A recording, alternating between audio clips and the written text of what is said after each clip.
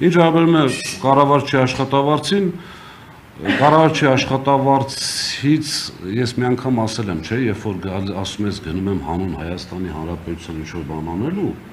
շատ դժվար է մարդկանց բացատրել, որ 8 անգամ կամ 7 անգամ ավել աշխատավարձ ստանալով գնում ես հանուն Հայաստանի Հանրապետության ինչ-որ բան անելու։ Հիմա ինչի չի հրաժարվել այդ աշխատավարձից, չեմ կարող ասել, թիվն էլ հայտարարվել է ԶԼՄ-ներով 5 միլիոն 200,000 դրամ։ Չէ, ես մի ամիս եմ եղել ժամանակավոր պաշտոնակատար, անկեղծ ասեմ, ԺՊ-ի գումարը չեմ, գլխավոր տնօրենի գումար չեմ ստացել։ Իրենց որոշում։ Չէ, այստեղ գիտեք ոնց է։ Իրենը փոխելու դեպքում այսպես ներքևել կա, չէ, ինքը չի կարող տեղակալից քիչ ստանալ։ Սա հենց ամբողջությամբ պետք է փոխվի, այնտեղ խոսք է գնում որոշակի պարգևավճար չստանալու մասին, որն էլ նորից այսպես, գիտեք, PR ակցիայի պես ինչ որ բան է։ Այն որ հայտարարում են այդ հասարակ աշխատակիցները պարգևատրումներ չեն ստացել, պարգևատրումները մեզ մոտ հեծում, հաշվի առնելով, որ հիմնականում նյութական պատասխանատուներ են, որպեսզի անձնական տվյալներ չհրապարակեմ աշխատավարձի չափով, եղել է 50-50, այսինքն 50% աշխատավարձ, պլանները, այսպես ասած, ճիշտ կատարելու դեպքում 50% մոտարապես պարգևատրում։ Այդ հայտարարությունը, որ չեն ստացել, դա ևս սուտ է, բոլորը ստացել են պարգևատրում, ամեն ամիսի միջելոց։ Հիմա տարվա վերջում հաշվի առնելով, որ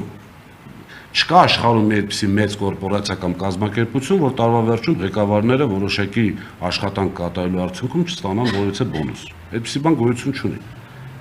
Մեծ կորպորացիաներ, ընկերություններ կարող եք ճշտել բոլորից, ամբողջ աշխատակազմը չի ստանում։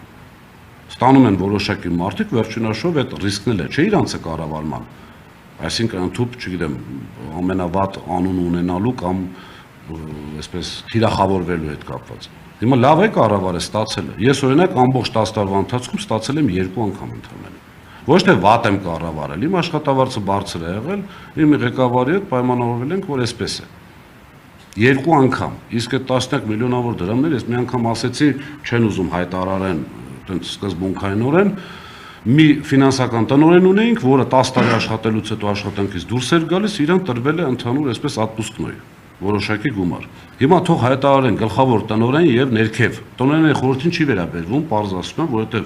տնօրենների խորհրդի գումարը իր գումարն է։ Թող հայտարարեն ինչ որ մեկը ներքև տասնյակ միլիոններ ստացել է, իհարկե կարող են ասենք օրինակ 8-9-10 տարի ամեն ամսվա որոշակի ստացածը գումարեն իրար, դառնա տասնյակ միլիոններ հետո։ Եվ նորից ստում են եւ խափում են։ Ինչի չեն խոսում, որ Սամվել Կարապետյանը, բացի հանձնաժողովի այսպես աշխատավարձային ֆոնդից 11.2 միլիարդ այս տարիներում իր շահույթից, իր գրպանից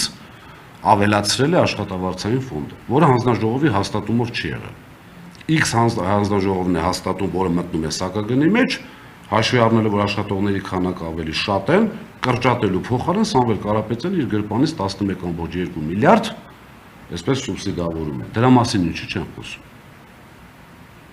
Սա է խնդիրը։ Ճշտով արձակեցինք Ռոմանոս Պետրոսյանից առաջ ոչ մեկը 5 միլիոն 200,000 չի ստացել։ Չէ, գլխավոր տնօրեն ենք ունեցել, որը ստացել է։ Այսինքն ինքը այսօր աշխատում է գլխավոր տնօրենի աշխատավարձով։ Բայց այստեղ խնդիրը ավելի շատ բարոյական է։ Թող չասեն ուրեմն եկել ենք հանուն Հայաստանի Հանրապետության աշխատել, եկել են Սամվել Կարապետյանի գումարով, Սամվել Կարապետյանի հեծը տնօրենեն, փչացնեն, այսպես ժողովրդին նեղություն տան,